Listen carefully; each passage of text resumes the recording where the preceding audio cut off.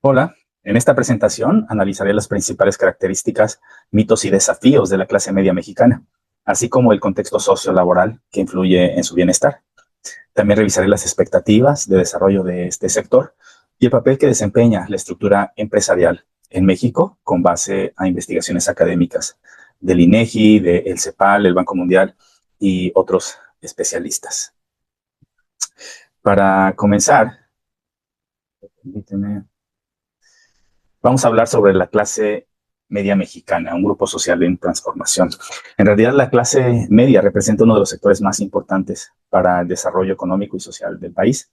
Sin embargo, definir quién pertenece a este grupo no es tan sencillo. En realidad, diversos investigadores coinciden en que no basta con considerar únicamente el ingreso económico, también deben analizarse factores como la educación, la ocupación, el patrimonio, los patrones de consumo, las oportunidades de movilidad social y otros factores más. También tenemos que reconocer que existen numerosos mitos alrededor de lo que se considera la clase media mexicana. Por ejemplo, uno de ellos es pensar que todas las personas que pertenecen a este sector disfrutan de una estabilidad económica. En realidad, en muchos hogares existe una vulnerabilidad muy clara y pueden caer en la pobreza ante una enfermedad, ante la pérdida del empleo o una crisis económica. Otro mito también es creer que obtener un título universitario garantiza automáticamente una mejor calidad de vida. Aunque la educación sigue siendo un factor importante de movilidad social, el mercado laboral mexicano específicamente presenta algunos problemas, como salarios bajos, informalidad, empleos precarios, lo que limita la oportunidad de desarrollo. Según los datos estadísticos de la clase media en México, ¿sí? Con datos del INEGI, muestran que para el 2020 la clase media representó aproximadamente el 42.2% de los hogares mexicanos y el 37.2% de la población.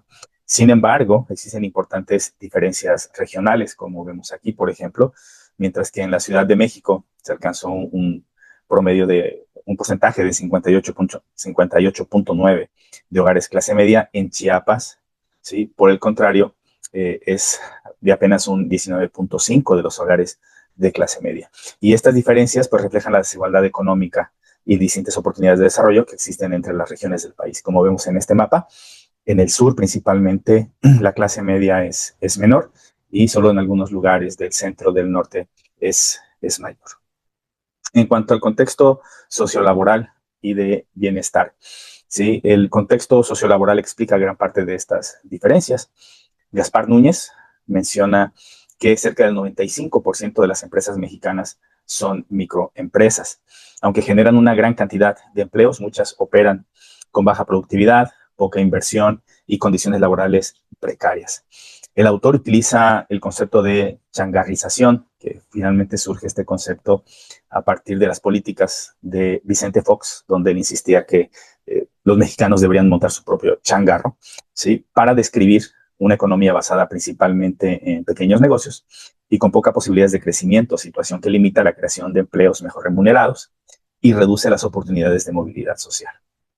Desde el punto de vista académico, ¿sí? Tenemos que reconocer que la CEPAL propone entender la clase media desde un enfoque multidimensional. Esto significa que no solo importa cuánto gana una persona, sino también aspectos como el nivel educativo, su ocupación, su educación, el consumo, los valores, ¿sí? Aspiraciones, servicios, su participación social.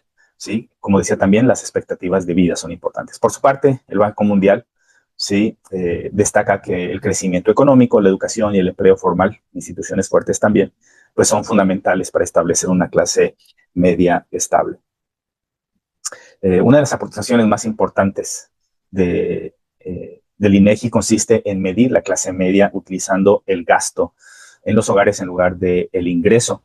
Esto permite obtener una imagen más precisa del nivel de vida de las familias, ya que el gasto refleja mejor el bienestar permanente y evita problemas como la subdeclaración de ingresos. Es decir, no siempre se declaran los ingresos que realmente se obtienen, pero cuando se analizan los gastos, pues es un poco más claro realmente lo que tienen, ¿no? Lo que poseen las clases medias. Esta metodología incorpora variables relacionadas con el capital físico, el acceso a la información, las redes sociales y patrones de consumo. El sector empresarial juega un papel muy importante en todo esto. La evidencia muestra que México necesita fortalecer a las pequeñas y medianas empresas.